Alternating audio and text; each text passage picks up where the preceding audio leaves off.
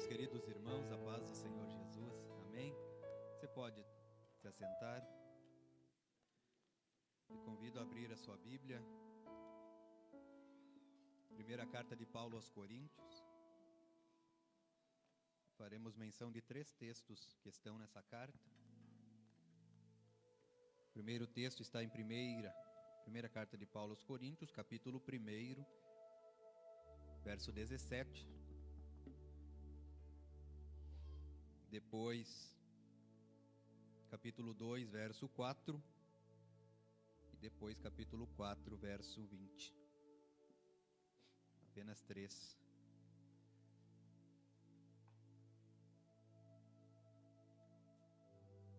Primeira Coríntios, capítulo 1, verso 17, diz assim: Não com sabedoria de palavra, para que não se anule a cruz de Cristo. Depois, capítulo 2, verso 4 e 5. A minha palavra e a minha pregação não consistiram em linguagem persuasiva de sabedoria, mas em demonstração do Espírito de poder, para que a fé que vocês têm não se apoiasse em sabedoria humana, mas no poder de Deus. Depois, capítulo 4, verso 20. Porque o reino de Deus consiste não em palavra, mas em poder. Eu vou ler esses 3 novamente, sem acentuar os capítulos e versículos, apenas fazendo uma leitura só, porque essa é a união que eu tenho da palavra para vocês possam entender com clareza o que o apóstolo Paulo estava querendo dizer. Então diz assim: não com sabedoria de palavra, para que não se anule a cruz de Cristo. A minha palavra e a minha pregação não consistiram em linguagem persuasiva de sabedoria, mas em demonstração do Espírito e de poder, para que a fé que vocês têm não se apoiasse em sabedoria humana, mas no poder de Deus, porque o reino de Deus consiste não em palavra, mas em poder. Então essa é a junção dos 3, para que possamos entender, meus irmãos, o que o apóstolo Paulo estava dizendo para os nossos irmãos que estavam em Corinto.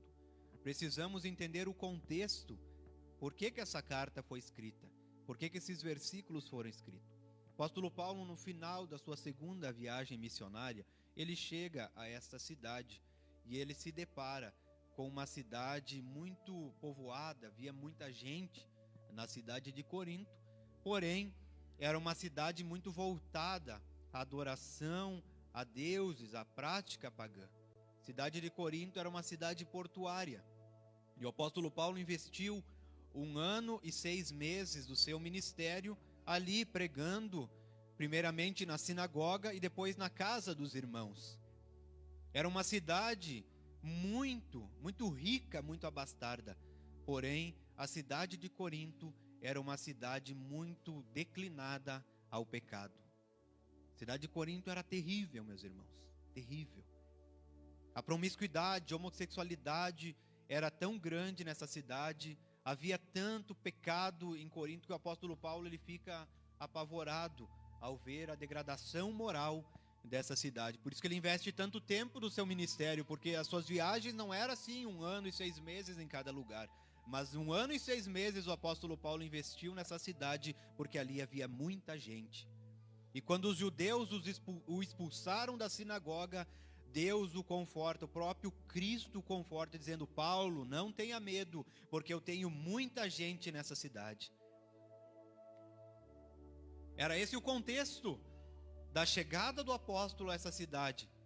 Corinto era uma cidade muito rica, era uma das grandes cidades da antiguidade, ficava perto de Roma, era uma cidade comparada a Éfeso, comparada a Alexandria, na sua magnitude, na sua grandiosidade. Então o apóstolo Paulo começa essa carta, e na verdade essa carta, 1 Coríntios, não é a primeira carta que o apóstolo Paulo envia para essa cidade. Uma primeira carta não está em nossas mãos, porque se perdeu no tempo, ninguém sabe onde é que está essa carta, mas o apóstolo Paulo faz menção dessa primeira carta, na primeira carta então, que é mencionada na palavra de Deus, dizendo que uma outra carta eu havia escrito para vocês. Então essa não seria a primeira carta que o apóstolo Paulo está enviando para eles, Mas essa carta se perdeu no tempo. Deus não quis que ela chegasse a nós. Então chegou essa, nós temos completamente certeza que foi o apóstolo Paulo que escreveu essa carta. Ele começa a sua mensagem, ele começa essa carta escrevendo a respeito de um assunto que estava muito em pauta nesse tempo, nesse contexto de cidade de Corinto. Qual que era o assunto que estava em pauta? Qual que era o atrativo dos coríntios? O que eles mais gostavam de fazer? Qual que era a sua forma de passar o tempo, o seu entretenimento? Esses irmãos, essas pessoas de Corinto, eles iam para o Areópago, e lá eles ouviam os filósofos da época. Lá eles ouviam os discursos dos grandes filósofos, dos grandes pensadores. Lá eles ouviam qual era o sentido da vida, por que o homem existe, por que o homem é homem, por que o homem foi criado. E ali era esbanjado conhecimentos humanos. Só que uma coisa acontecia em Corinto. Por mais que era uma cidade cosmopolita, por mais que era uma cidade de altos conhecimentos e de grandes pensadores, todo aquele conhecimento, aqueles grandes pensadores não conseguiram mudar a situação social da cidade de Corinto. A graduação moral, esses homens não conseguiram mudar. O declínio espiritual, esses homens não conseguiram mudar. E Paulo deixa claro nos primeiros capítulos que ele não se importou em chegar entre os irmãos em Coríntios trazendo mensagem de palavra de sabedoria humana. Ou seja, ele não se importou em trazer conhecimentos humanos, ele não se importou em trazer filosofias humanas. Ele veio aos irmãos em Coríntio trazer uma demonstração do Espírito de poder. Era isso que acontecia, e se a gente traz para os nossos dias, é muito claro, a gente olha para o contexto de mundo, a gente vê o avanço da ciência, a gente vê como a sabedoria está em alta. Hoje está tudo fácil, né? Nas nossas mãos, a gente pega o celular, a gente vai para o computador, está tudo em mãos. Hoje nós temos grandes pessoas, grandes sábios no mundo. A gente tem conhecimento de tanta coisa, a gente pode adquirir tanto conhecimento, é tudo tão fácil. A gente está lendo aqui um livro de alguém que escreveu lá no outro lado do mundo. Um livro que é lançado hoje, a gente já tem em nossas mãos, é tudo muito fácil se adquirir conhecimento, mas todo esse conhecimento não resulta em nada, se não trazer uma mudança para a sociedade. Esse conhecimento que esses filósofos e grandes pensadores da época tinham, eles não foram capazes de mudar a realidade daquela comunidade, muito grande por sinal, muito rica por sinal, mas totalmente afundada no pecado, se encaminhando para a destruição eterna. Às vezes nós colocamos a nossa mente no conhecimento. Uma coisa é certa, o conhecimento não muda nada se não tiver o poder de Deus, se não tiver a ação do Espírito Santo. Então vamos lá. O que é demonstração do Espírito e de poder?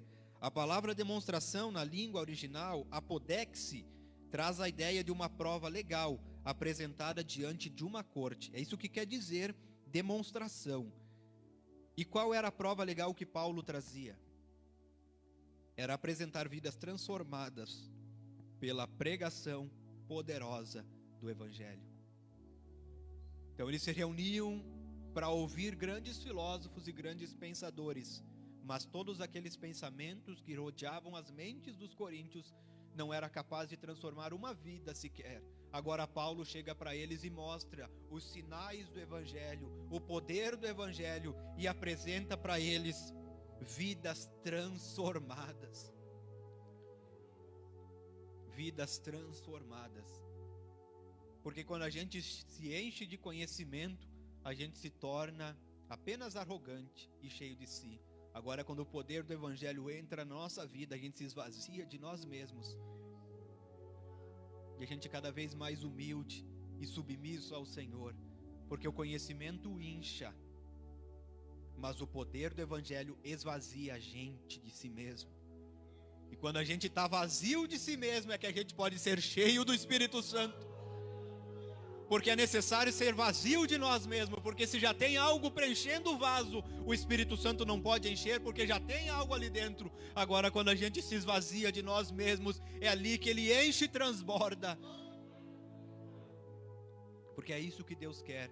Ele não divide a glória dele com ninguém. Vaso orgulhoso não recebe poder de Deus. Como demonstração do poder do Espírito Santo, a pregação de Paulo incluía a ação do Espírito Santo que convence as pessoas do pecado, da justiça e do juízo, e o testemunho que ele dá do poder salvífico do Cristo ressurreto. Pregação que o apóstolo Paulo tinha, essa demonstração de poder, ela gerava no coração da comunidade um senso de justiça, de pecado, de justiça e de juízo. Porque quando o Espírito Santo foi derramado na terra, foi isso que ele trouxe ao coração do homem em primeiro lugar. Porque quando Pedro se levanta em Atos para pregar o Evangelho, o que moveu o coração das pessoas é: Senhor, Pedro, o que nós devemos fazer para ser salvo? Isso é sinal de uma coisa: eles tiveram uma compreensão do seu pecado. Eles entenderam que viria sobre eles a justiça e o juízo. E por isso eles clamaram para o apóstolo Pedro: o que nós precisamos fazer para ser salvo? Quando o Espírito Santo vem na comunidade, esse é o primeiro sinal que evidencia um avivamento. É as convicções. É as convicções. Porque se não for o Espírito Santo trazer sobre nós convicção, a gente apenas acha que é melhor que outra pessoa. Apenas acha que é melhor que outra pessoa. A gente olha para os nossos erros e a gente olha para os erros de outra pessoa e a gente diz: eu não sou tão ruim como aquela pessoa, eu não faço tantas coisas erradas como aquela pessoa. A gente apenas vai se justificando.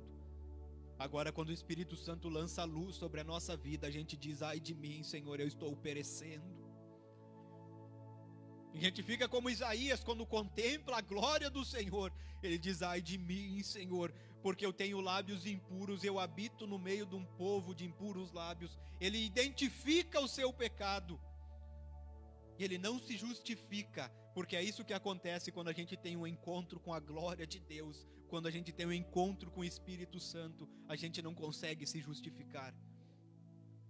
Vem sobre nós uma realidade, que nós somos pecadores. Como que acontece essa realidade na vida do ímpio e na vida do cristão? Na vida do ímpio, ele clama a Deus por misericórdia porque ele está morrendo e está indo para o inferno. Na vida do cristão é diferente. Quando o Espírito Santo lança a luz sobre essas três verdades, ele reconhece o seu pecado e ele olha para a justiça de Cristo no Calvário e ele sabe que não há nenhuma condenação sobre ele, porque não há nenhuma condenação para aqueles que estão em Cristo Jesus.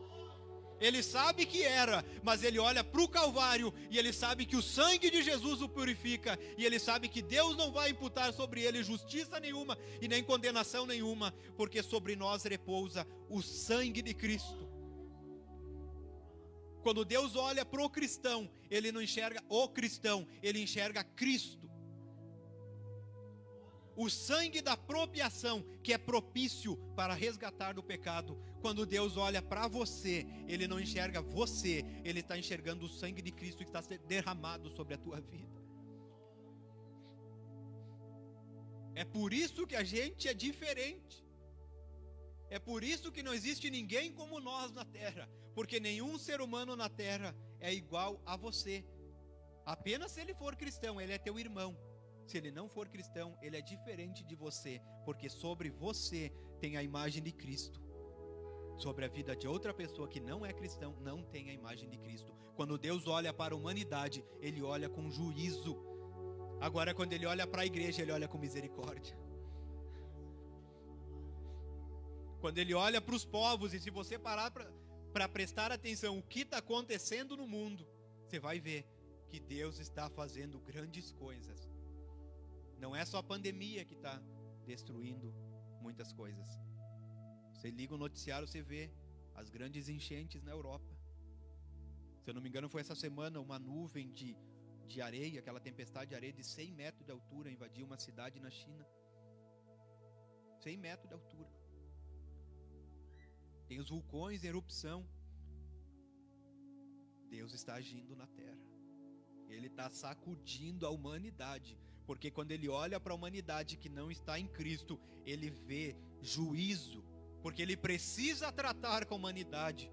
É por isso que você está vivo, é por isso que a tua casa está guardada, porque quando ele olha para o ímpio ele vê juízo, quando ele olha para você ele vê Cristo. Então ele não coloca sobre você juízo, ele acrescenta sobre você bênçãos, ele acrescenta sobre você misericórdia, ele acrescenta sobre você consolação, ele acrescenta sobre você força e saúde, porque ele nos ama por causa de Cristo, por causa da obra do Calvário. Era isso que Paulo pregou em Coríntios. Paulo não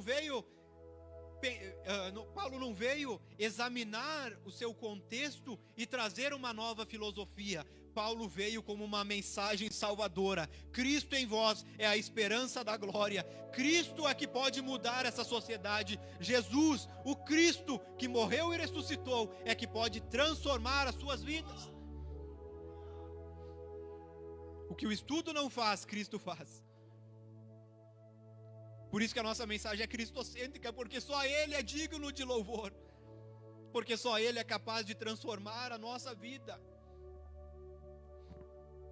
Se você acha que não tem solução, Cristo é a solução. Há um ditado por aí que diz: pau que nasce torto, morre torto. Você talvez já ouviu isso, relacionado a uma pessoa que nasce torta, vai morrer torta. Só que o nosso Jesus era carpinteiro. Tem mudança sim. Tudo tem mudança para o nosso Cristo. Se você está enfrentando uma dificuldade, essa dificuldade não é para te matar, essa dificuldade é para revelar a glória e o poder do Senhor na tua vida. Se você olha para alguém da tua família, essa pessoa parece que não tem mudança, coloque nas mãos de Jesus. Tu vai ver o que Ele vai fazer. Porque Ele muda não só uma pessoa, Ele muda cidades e continentes. Então a segunda demonstração de poder é o poder de transformar vidas. A terceira demonstração de poder é o poder de levar a efeito a santidade no crente. Aqueles irmãos, aquelas pessoas de Corinto viviam de uma forma até o evangelho chegar. Agora, no momento que Paulo apresenta o evangelho para eles, eles precisam transformar as suas vidas, eles precisam se afastar de algumas coisas. Aquela gente que estava envolvida em moralidade sexual, aquela gente que estava envolvida na bebedeira, aquela gente que estava envolvida nas drogas, aquela gente que estava envolvida nas orgias, nas festas, aquela gente que adorava ídolos, quando conheceu o evangelho e teve um encontro com Cristo, que teve uma demonstração de poder nas suas vidas, eles não podiam mais viver como eles viviam antes disso. Porque quando Cristo se apresenta a alguém, é um divisor de águas. É uma vida que fica para trás e uma nova vida que se inicia. É gerado um novo nascimento. A pessoa passa a nascer de novo. E ela não pode mais voltar para velhas práticas. Porque quando ela volta para as velhas práticas, ela profana o sangue que foi derramado na cruz. Às vezes a gente não se dá conta como é sério o evangelho. Uma coisa é não ser salvo, outra coisa é ser salvo e desprezar a salvação. Uma coisa é não ser alcançado por Cristo, outra coisa é ser alcançado por Cristo e desprezar o sacrifício que Ele fez na cruz do Calvário. Que a Bíblia diz: horrenda coisa é cair nas mãos do Deus Altíssimo. Tem muita gente que se afasta do caminho, muita gente. Se a gente for somar a população de Erechim, talvez metade seja afastado. Talvez metade, porque essa cidade ela já viveu vários avivamentos. Muita gente se converteu, mas também muita gente se afastou. Se fazer uma pesquisa dentro dos presídios, a maioria dos presidiários é desviado dos caminhos do Senhor. É triste, mas é a realidade. A maioria, porque o diabo ele veio para matar, roubar e destruir. E quando a pessoa vai se afastando de Deus, ela abre aberturas para o diabo agir, para os demônios agir, e ele vai causar destruição na família, vai causar destruição na vida dessa pessoa. Essa pessoa vai se afundar em destruição. E se o diabo não conseguir ceifar essa alma, ele lança essa alma dentro de um presídio ou dentro de uma boca de fumo, de drogas, e ele afunda essa pessoa lá na lama, porque ele veio para isso, para causar destruição. Mas o Senhor veio para trazer restauração. Se os infernos têm o seu poder, nós servimos a um Deus que tem o todo o poder. E não existe força que se compara ao poder que Cristo delega à igreja. Porque a igreja não está assentada na terra, a igreja está assentada nas regiões celestiais com Cristo. Você está sentado aí, porque você está se vendo aí, com seus olhos naturais. Mas a igreja, que somos nós, uma junção de salvos, nós não estamos sentados aqui. Há no céu 2 tronos. Há no céu 2 tronos. Estevão, o primeiro mártir, viu. Na hora que estava sendo apedrejado, ele olha para cima e vê Cristo de pé ao lado do Pai. São 2 tronos que tem no céu. Um é de Deus, o outro é de Cristo. O que isso tem a ver? Cristo, ele é o quê? Ele é o cabeça da igreja. Ele não pode estar separado do corpo, né? Se ele é o cabeça da igreja, a igreja, no caso, é o corpo. Se Cristo é o cabeça e está no céu, a igreja é o corpo, não há separação, senão ia ficar um corpo defeituoso, deformado. Cristo é o cabeça, está lá no trono, a igreja está sentada com ele no trono. O corpo não está separado, a gente se vê aqui, mas a gente não está aqui em espírito, a gente está sentado com ele no trono. Nabagadaiokolomas.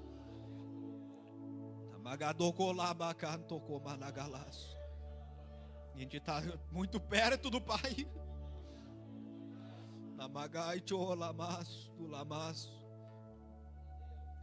Por isso que você não é igual a ninguém dessa terra, porque você não está aqui apenas nessa terra, você está sentado com Ele no trono, reinando nas regiões celestiais.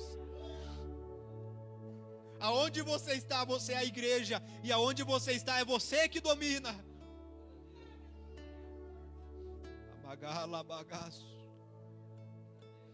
Existe apenas 2 forças que agem no mundo: a força de Deus e a força do inimigo.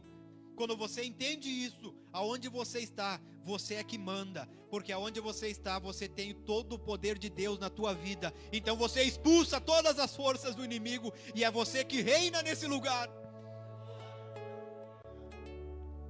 Porque nenhuma arma forjada prospera contra a igreja. A igreja é inabalável. A igreja é invencível. Agabagaço. Oh, eu sinto o poder de Deus aqui. Deus está aqui. Agabai chocalaço. Porque nós não estamos separados do Senhor, nós estamos com Ele. Oh, eu tenho que encerrar. Paulo fala do poder de Deus manifesto por sinais e maravilhas também. Porque ele diz que o evangelho, o reino de Deus não se consiste em palavras, Ademir, mas em poder. Em poder é o que se consiste.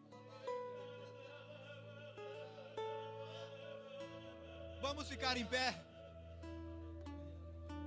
Como que nós transformamos uma sociedade tendo em nossas vidas o poder de Deus, que é o poder transformador?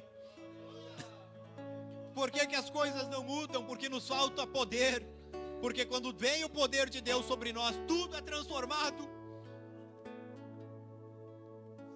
Quando a gente retém o poder de Deus, aonde a gente está, tudo muda.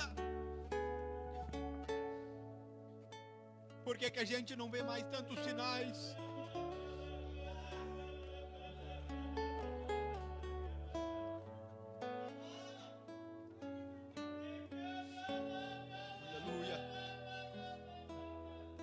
gente precisa de poder. Talvez se você está ouvindo essa mensagem, dentro de você o Espírito Santo está dizendo: você precisa de poder. Você precisa de poder. Como que eu faço para alcançar esse poder? Em primeiro lugar, eu preciso estar em Cristo. Estando em Cristo, eu tenho acesso a esse poder, porque eu faço parte do seu corpo, e esse poder não é dado sob medida.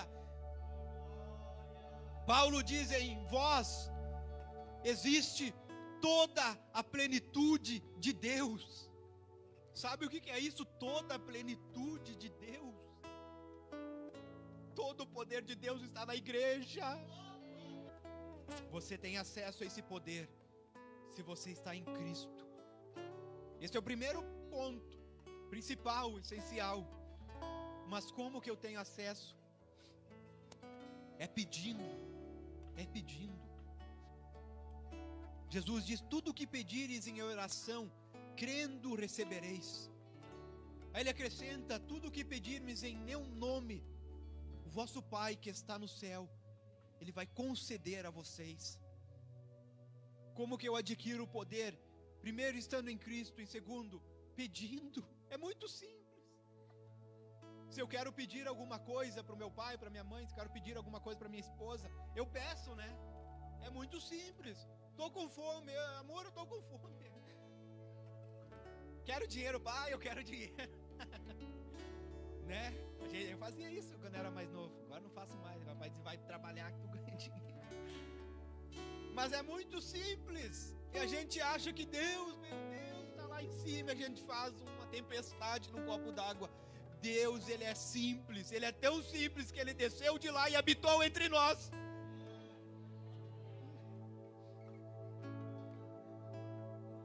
Ele é muito simples. A gente só precisa pedir. Só precisa pedir. Então nessa noite vamos pedir poder de Deus para as nossas vidas. Tem muita alma nessa cidade que a gente precisa ganhar. Tem muita coisa a ser transformada em Erechim. E Deus não vai enviar anjos para fazer essa obra. Essa obra já foi delegada à igreja. Essa obra foi delegada a nós. Mas me falta recurso. O recurso vem dEle. A autoridade vem dEle. O poder vem dEle. Para as pessoas que estão ao seu